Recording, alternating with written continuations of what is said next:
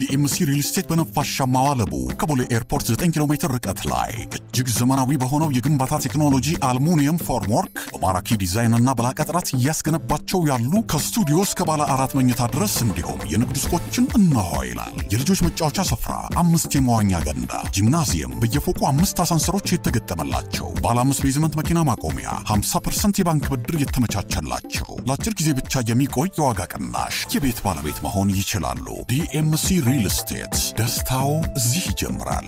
ታላቅ ጥምራት፣ ታላቅ መስራት፣ ታላቅ መርታን ነው። አናንያና ጽጌረዳ የጤና ማዕከላት ወደ ጽጌረዳ አናንያ የእናቶች የህፃናት የአዋቂዎች ቀዶ ጥገናና የውስጥ ደዌ ሕክምና ማዕከል መሸጋገራቸውን በደስታ ያበስራሉ። ጽጌረዳ ስፔሻላይዝድ ክሊኒክ ለ15 ዓመታት ሙሉ የውስጥ ደዌ ሕክምና በመስጠት ይታወቃል። እነሆ ህሙማንን በተቀናጀ አቅምና ጥራት ለማገልገል ሩብ ክፍለ ዘመን ሙሉ በባለሙያ ጥራትና የዘመኑ ቴክኖሎጂ ትሩፋት በሆኑ የሕክምና መሳሪያዎች እየታገዘ የላቀ አገልግሎት ሲሰጥ የቆየው አናንያ የእናቶችና የህፃናት የሕክምና ማዕከላችን ከጽጌረዳ ስፔሻላይዝድ ክሊኒክ ጋር ተዋህዷል። በአንድ ላይም ጽጌረዳ አናንያ የእናቶችና የህፃናት የአዋቂዎች ቀዶ ጥገናና የውስጥ ደዌ ሕክምና ማዕከል ሆነናል። አድራሻችን ፒያሳ በአቡነ ጴጥሮስ አደባባይ በኩል ዮሐንስ ቤተክርስቲያን መዳረሻ ላይ እንገኛለን። ጽጌረዳ አናንያ የእናቶች የህፃናት የአዋቂዎች የቀዶ ጥገናና የውስጥ ደዌ ሕክምና ማዕከል።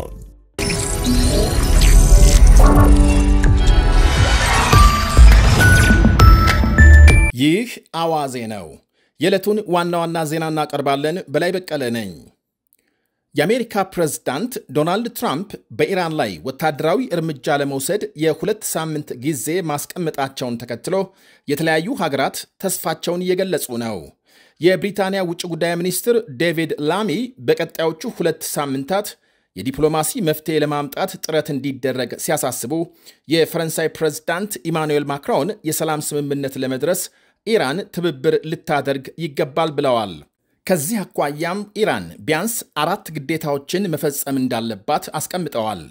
የዓለም አቀፉ የአቶሚክ ኃይል ኤጀንሲ ስራውን እንዲቀጥል፣ ቴሄራን ዩራኒየም የማበልጸግ ደረጃዋን 0 እንድታወርድ፣ የባለስቲክ ሚሳኤል እንቅስቃሴዋን ክፍት እንድታደርግ፣ በመካከለኛው ምስራቅ ለሚገኙ ሚሊሻ ቡድኖች የምታደርገውን የገንዘብ ድጋፍ እንድታቆምና በኢራን ወህኒ ቤቶች ታስረው የሚገኙ የውጭ ዜጎች ሊፈቱ እንደሚገባ አስቀምጠዋል። ቴሄራን ቢያንስ እነዚህን ቅድመ ሁኔታዎች በመፈጸም ለሰላም ስምምነት ቁርጠኛ መሆኗን እንድታሳይ ፕሬዝዳንት ማክሮን ጠይቀዋል። ማምሻውን በጄኔቫ ስዊዘርላንድ የፈረንሳይ የጀርመንና የብሪታንያ ውጭ ጉዳይ ሚኒስትሮች ከኢራን አቻቸው ጋር ንግግር የጀመሩ ሲሆን ቴሄራን ወደ ድርድር እንድትመለስ በሚያስችሉ ቅድመ ሁኔታዎች ላይ ትኩረት ይሰጣሉ ተብሏል። በተለይም ኢራን የዩራኒየም ብልጽግናዋን እንድትገታ በፕሬዝዳንት ዶናልድ ትራምፕ በቀረበው ሐሳብ ላይ ጥልቅ ውይይት እንደሚያካሂዱ ይጠበቃል። በሌላ አነጋገር ዩራኒየም የማበልጸግ ተግባሯን ሙሉ በሙሉ እንድታቆም የሚያስገድድ መሪ ሐሳብ አቅርበዋል። ለኢራን ኒኩሌር የማበልጸግ ሥራ ማቆም ቀይ መስመር እንደሆነ የሚናገሩት ሌሎች ዲፕሎማቶች በአሁኑ ወቅት ዩራኒየም የማበልጸግ አቅሟ 60 በመቶ መድረሱንና ይህም ለሰላማዊ የኒኩሌር ፕሮግራም ከሚያስፈልገው የበለጠ ነው ብለዋል። የኢራን ምክትል ውጭ ጉዳይ ሚኒስትር እስራኤል ወታደራዊ ዘመቻዋን አጠናክራ በቀጠለችበት ሁኔታ ምንም አይነት ድርድርም ሆነ የሰላም ስምምነት አይታሰብም በማለት አስጠንቅቀዋል። 7ኛ ቀኑን በያዘው የሁለቱ ሀገራት ግጭት ከ60 የሚልቁ የእስራኤል የጦር ጀቶች በቴሄራንና በሌሎች አካባቢዎች የኢራን የኒኩሌር ምርምር ኤጀንሲዎችን ጨምሮ ከ10 በላይ ኢላማዎች መምታታቸውን የእስራኤል ጦር ዛሬ ገልጧል።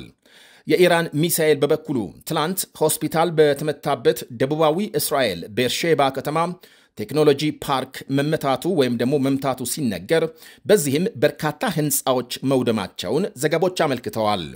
በጥቃቱ 7 ሰዎች ቆስለው ሆስፒታል ከመወሰዳቸው ውጪ በሰው ላይ የከፋ ጉዳት አልደረሰም ነው የተባለው።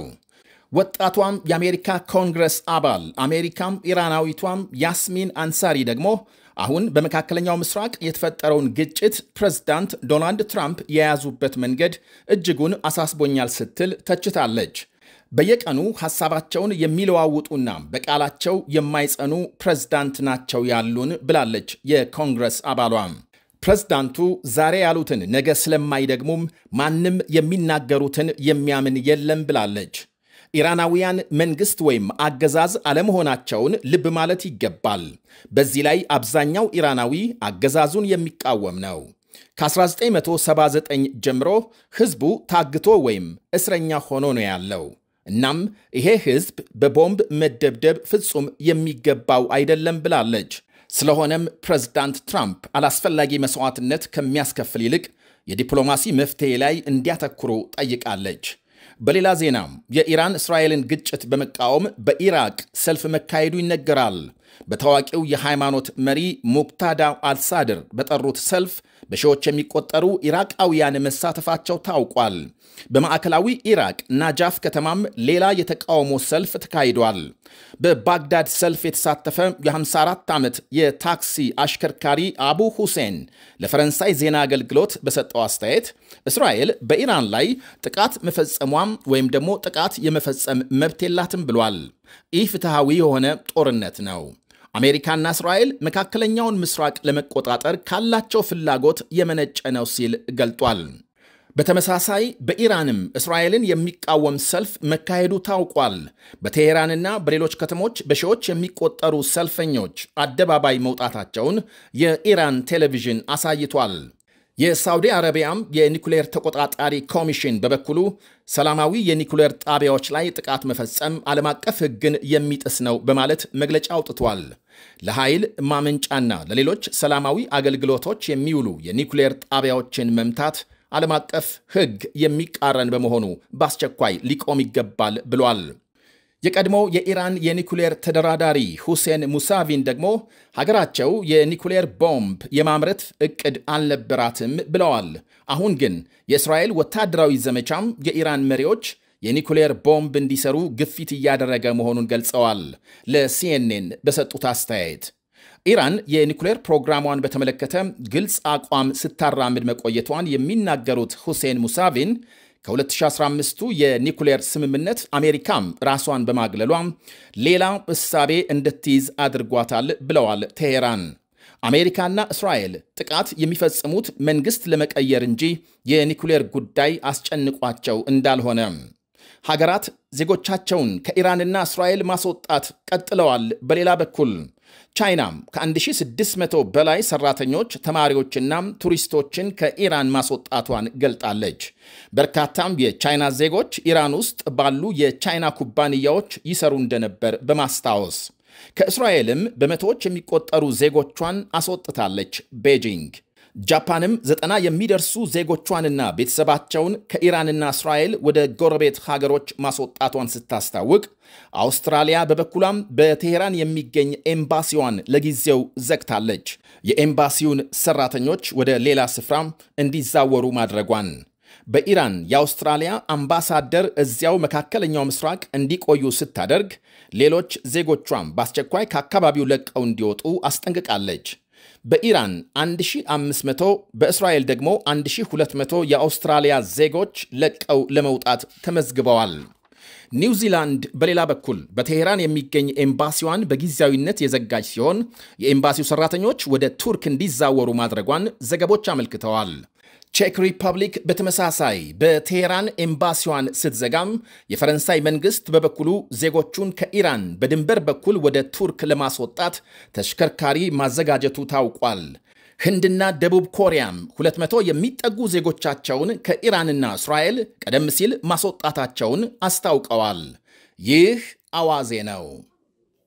ቢኤምሲ ሪል ስቴት በነፋሻማዋ ለቡ ከቦሌ ኤርፖርት 9 ኪሎ ሜትር ርቀት ላይ እጅግ ዘመናዊ በሆነው የግንባታ ቴክኖሎጂ አልሙኒየም ፎርምወርክ በማራኪ ዲዛይንና በላቀ ጥራት እያስገነባቸው ያሉ ከስቱዲዮ እስከ ባለ 4 መኝታ ድረስ እንዲሁም የንግድ ሱቆችን እነሆ ይላል። የልጆች መጫወቻ ስፍራ፣ 5 የመዋኛ ገንዳ፣ ጂምናዚየም፣ በየፎቁ 5 አሳንሰሮች የተገጠመላቸው፣ ባለ 5 ቤዝመንት መኪና ማቆሚያ፣ 50% የባንክ ብድር የተመቻቸላቸው፣ ለአጭር ጊዜ ብቻ የሚቆይ የዋጋ ቅናሽ፣